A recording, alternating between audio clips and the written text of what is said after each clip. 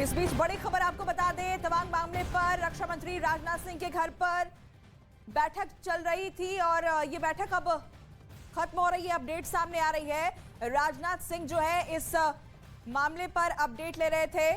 संदीप हमारे सहयोगी ज्यादा जानकारी के साथ जुड़ गए हैं। संदीप, क्या जानकारी? बैठक खत्म? बिल्कुल, देखिए इस वक्त मीटिंग खत्म हो चुकी है।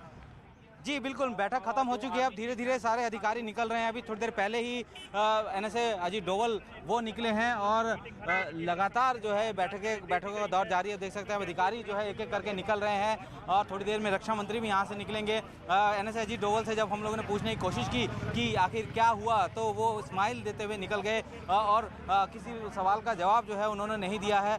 लेकिन अभी फिलहाल बैठक खत्म हो गई है। किसी वक्त सीडीएस भी यहाँ से निकलेंगे और आर्मी चीफ भी यहाँ से निकलेंगे। अभी आप सामने देख सकते हैं कि ये रक्षा मंत्री राजनाथ सिंह का निवास है और यहीं पर ही बैठक शुरू हुई थी। तकरीबन 40 मिनट के आसपास ये बैठक चली है और अब एक एक करके सब बाहर निकल रहे हैं। अभी एनएसए अजीत डोवल यहाँ बैठक से निकले हैं और क्योंकि यहाँ से अब उनको रक्षा मंत्री को संसद भवन भी जाना है और ऐसे में अब यहाँ जो लगातार जो बैठकें चल रही थी, एक रिव्यू किया जा रहा था, एक ब्रीफिंग दी जा रही थी रक्षा मंत्री राजनाथ सिंह को, वो अब खत्म हो गई है और अब धीरे धीरे संदीप, क्या जानकारी है? रक्षा मंत्री सीधे यहाँ से क्या संसद पहुंचेंगे और वहां पर इस झड़प को लेकर बयान भी सामने रखेंगे?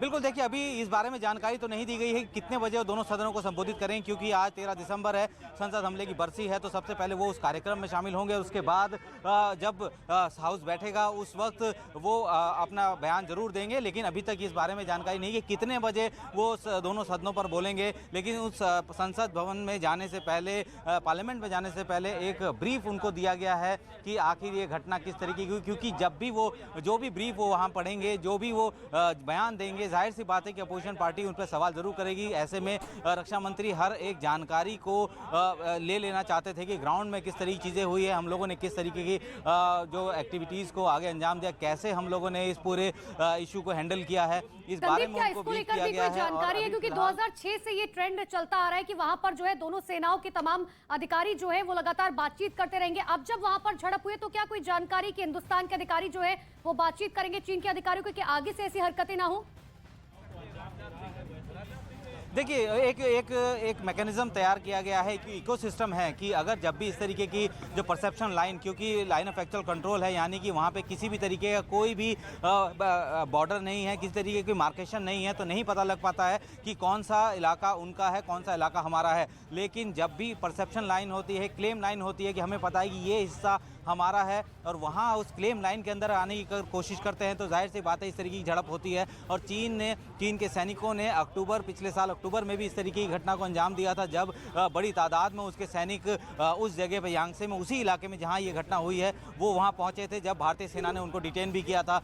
बहुत ज़्यादा नंबर थे उनके, उस वक्त भी हम लोगों ने डिटेन किया और वहीं पर ही बातचीत के बाद पूरा मैटर सॉर्ट आउट किया गया। और अब एक मैकेनिज्म के तौर पर, जैसे कि 9 तारीख को यह घटना हुई, उसके बाद फ्लैग मीटिंग हुई है, लोकल कमांडर स्तर की मीटिंग है। एक मैकेनिज्म पहले से ही चला आ रहा है कि जब भी एलएसी पर विवाद होगा, इस तरीके का तनाव होगा, तो ऐसे ही बातचीत करके मसले को सुलझा लिया जाएगा। और यही 9 दिसंबर को भी हुआ। अमूमन हमने देखा है युद्ध किसी समस्या का समाधान होता नहीं है और भारत पहले तो कोशिश यही करता है कि बातचीत के जरिए मसलों को सुलझा लिया जाए और यही वजह है कि रक्षा मंत्री के घर पे युद्ध स्तर की बैठक चल रही है।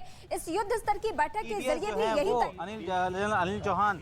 अनिल चौहान जो है वो इस वक्त निकल रहे हैं। सीडीएस अभी फिलहाल रक्षा मंत्री राजनाथ सिंह के घर से निकल रहे हैं और उसके बाद आप सामने उधर देख सकते हैं जहाँ पे बैठक हुई थी और वो सामने अधिकारी जो है वो वहाँ पे अभी फिलहाल वहाँ पे बैठे हुए अंदर जो है एक एक करके निकलना शुरू कर रहे हैं। सबसे पहले एनएसए अजीत डोवल बाहर निकले, उसके बाद सीडीएस निकले हैं और अब यहाँ से जो सेना प्रमुख है, थल सेना प्रमुख है, वो यहाँ से निकलेंगे और उसके बाद रक्षा मंत्री राजनाथ सिंह यहाँ से संसद भवन की तरफ कूच करेंगे।